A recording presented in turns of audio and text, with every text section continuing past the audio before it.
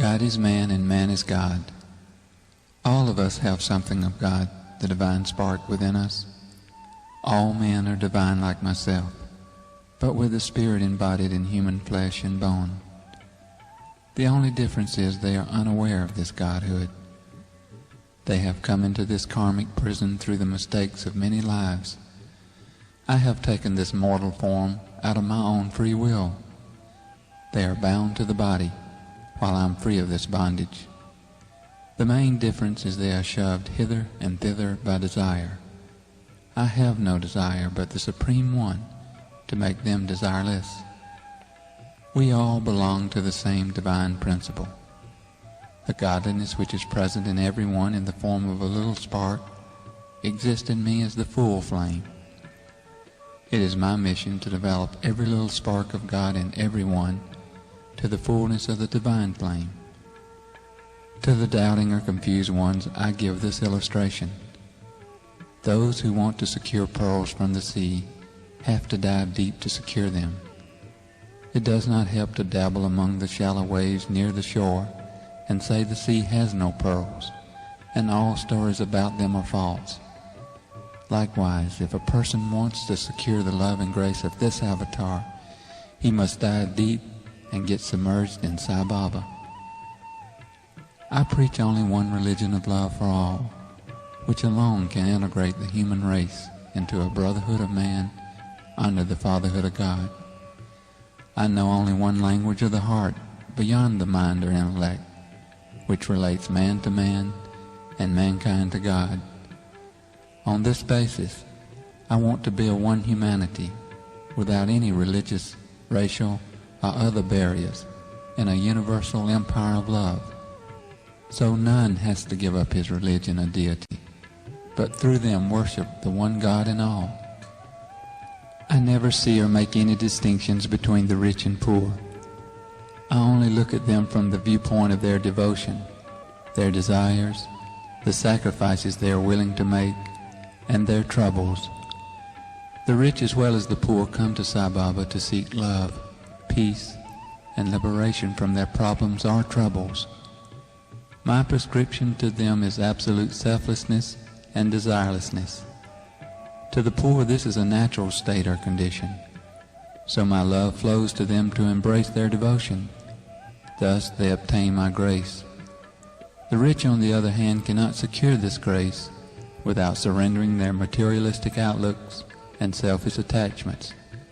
So it becomes necessary for them to sacrifice material greed to receive spiritual grace. I tell them, ego lives by getting and forgetting. Love lives by giving and forgiving. Life without desire brings divinity to man, and those who seek my grace must shed desire and greed. Riches provide a fatal temptation. They are the source and cause of human bondage. The desire to raise the standard of living can never be satisfied. It leads to a multiplication of wants and consequent troubles and frustrations. We have to convince people that the idea of a high standard of living is wrong. It must be replaced with a high level of living and thinking on the basis of humility, morality, compassion, and detachment, as against the existing greed for competitive luxury. People have to be convinced that the only way to rouse the latent divinity in them is to master desire and conquer greed for pleasure and luxury, instead of being a slave to these false materialistic values.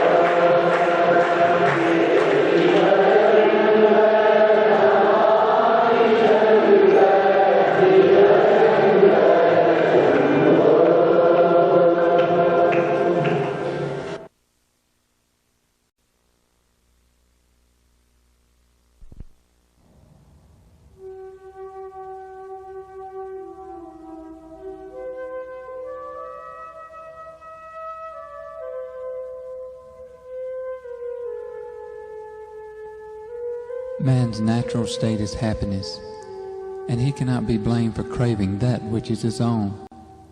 But man is making a serious mistake. He believes that the happiness for which he craves comes from objects which he can experience. What is the remedy? The remedy is to consider the truth, which is that there is only one everlasting, never-failing happiness, and that is God. To drink of that ever-flowing spring of happiness, you must turn to yourself, to the divine, which, however obscured, is the resident of your heart, the subtle truth of your being. Love is the vital and essential reality of spiritual life. In human life, love takes a number of various aspects. Love for the wife and children, for various habits and indulgences, for various objects and ideas, and for God.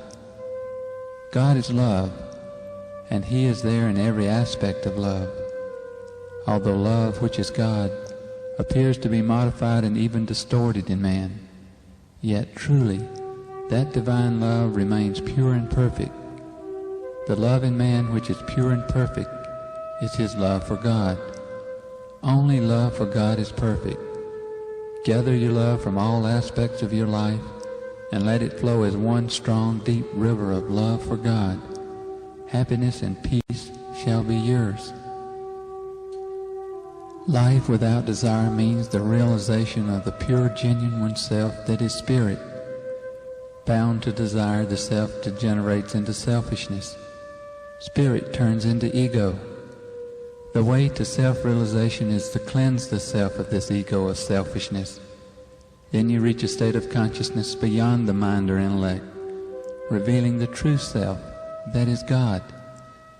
The mind is like a cloth that covers and stifles consciousness, the threads of which are desires. If we give up the desires, the threads fall and the cloth disappears, revealing our true nature. One has therefore to raise consciousness beyond the mind to achieve self-realization. To gain the infinite universal spirit, the embodied self must break out of the puny, finite little prison of individuality. Desire belongs to the senses, the brain, the mind. Once you become free of it, you will realize the self, the spirit, consciousness, enlightenment, and become one with the cosmic power. Self-realization is God-realization. Thus man reaches God.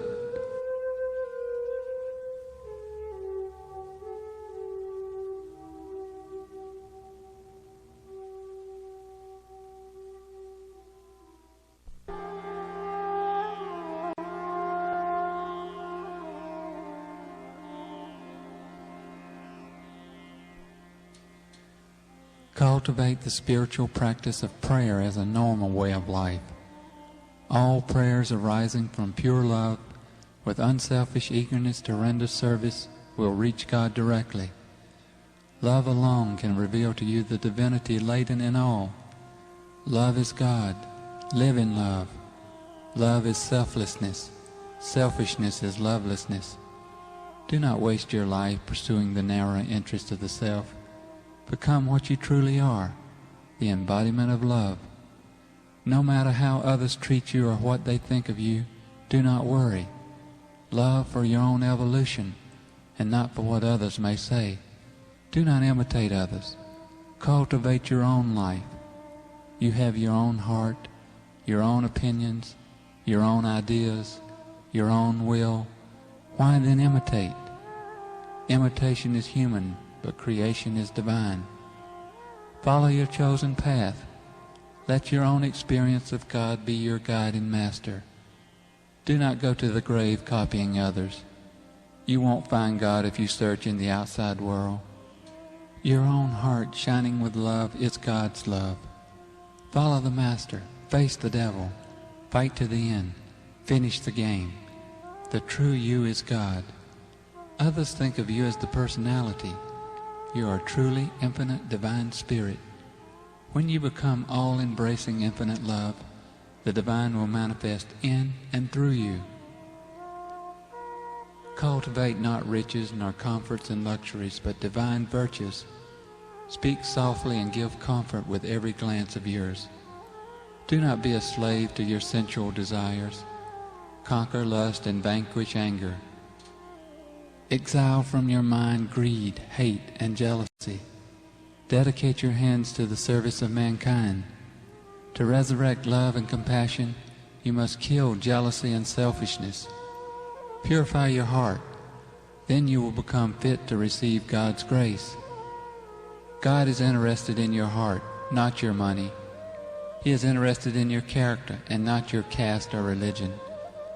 Born as a human being endowed with this powerful intelligence and the innate spark of divinity, you must realize that and come to understand your own nature.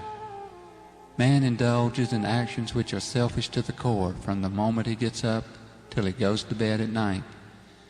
He lets himself be bound by selfish ideas. He does not care for others. You should try to understand the oneness of all. Even as you are involved in your daily routine, you should have a feeling of brotherhood amongst your fellow man. The inner significance of life is to make the journey from the state of I to the state of we. Love for all should spontaneously flow from your heart and sweeten all your words. The best spiritual discipline that can help man is love. Foster the tiny seed of love that clings to me and mine. Let it sprout into love for the group around you and grow into love for all of mankind. Let the love enfold all things and beings in all the world. Proceed from less love to more love, narrow love to expanded love. When you know that you are but a spark of the divine, and that all else are the same divine sparks, you will look upon all with reverence and true love. Your heart will be filled with supreme joy. Man is seeking joy in far-off places, in quiet spots, not knowing that the spring of joy is in his heart. Love is God. God is the embodiment of perfect love, so he can be known and realized, reached and won only through love. You can see the moon only with the help of moonlight. You can see God through the rays of love. See through the eyes of love. All beings are beautiful. Expand into universal love. This is the path which will bring out the divinity in you.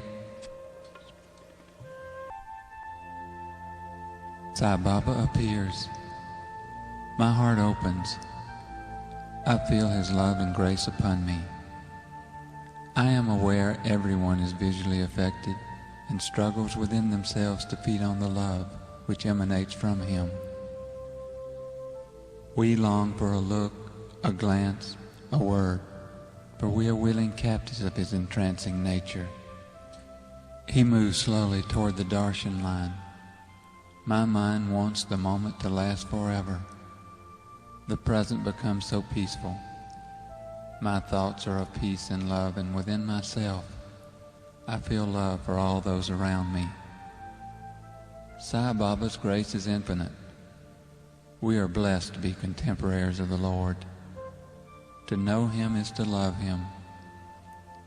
I am aware his grace is available to anyone willing to open himself to it. It knows no caste, creed, race, color, or any human limitation. My heart is filled with peace and bliss as I experience his grace. Any thoughts of the outer world are suddenly washed away.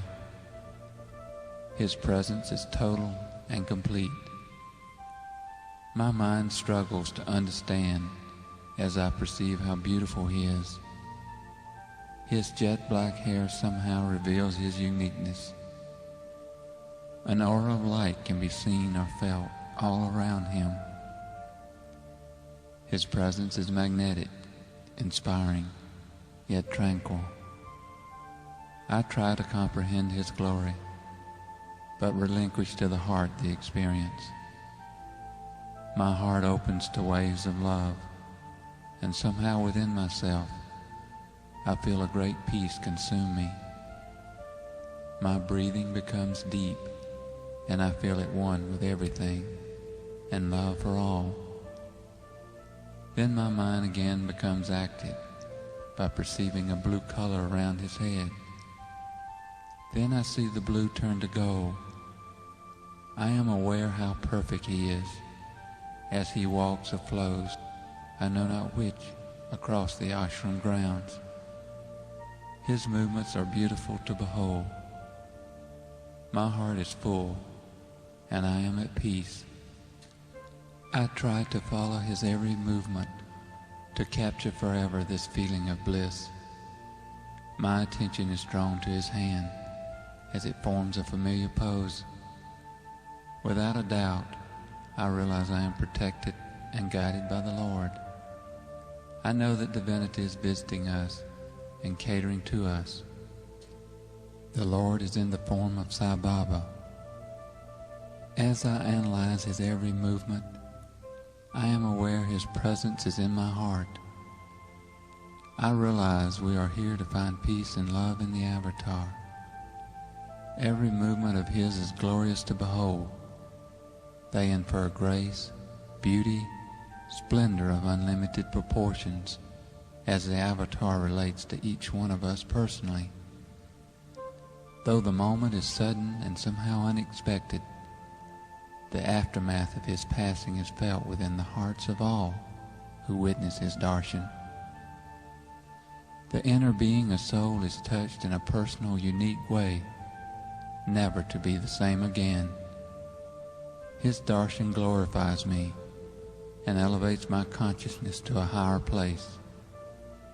Each time I see Him, my soul assumes more prominence in the evolution of my consciousness. My heart anxiously awaits another glance, a look, or motion of any kind directed toward me. I long to be close to Him, to be in His presence always. From the depths of my soul, I want I know not what, as I see Him move toward the temple. My mind realizes darshan will soon be over. I suddenly feel a slight sadness, knowing He will remove Himself physically from my sight. But just as quickly, I feel lifted out of myself, and again at peace. I feel His grace upon me, in me, around me, and forever with me, as long as I remember Him. I am filled with the desire to know God, realizing simultaneously that I can only benefit from Him, but never understand Him. I again become aware of His movements and enjoy the grace and beauty of His motion. It is like a cosmic play proceeding according to His will.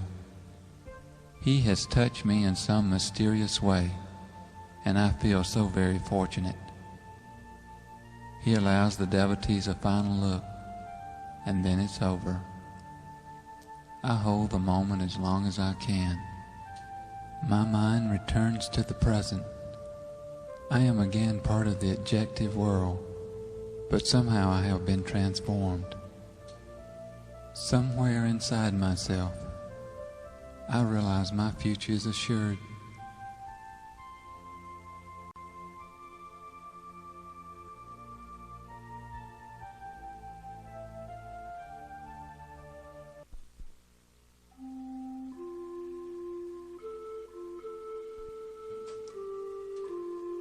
See with the eyes of love, hear with the ears of love, work with the hands of love, think only of love. I have come to light the lamp of love in your hearts, to see that it shines day by day with added luster. I have not come to speak on behalf of any particular religion, like the Hindu religion. I have not come on any mission of publicity for any sect or creed or cause. Nor have I come to collect followers for any doctrine. I have no plan to attract followers into my fold or any fold. I have come to tell you of this universal, unitary faith, this path of love, this duty to love, this obligation to love. May you develop this divine love and stand out as harbingers of a new age, free from selfishness, greed, hatred, and violence. Let each of you be a light unto himself or herself, and thereby be a light unto others. All religions teach one basic discipline: the removal from the mind of the blemish of egoism, of running after little joys. Every religion teaches man to fill his being with the glory of God and evict the pettiness of conceit. It trains him in the methods of detachment and discrimination, so that he may aim high and attain liberation. Believe that all hearts are motivated by the one and only God, that all faiths glorify the one and only God, that all names in all languages and all forms man can conceive denote the one and only God. Foster love, live in love, spread love. This is the message of love I bring to you.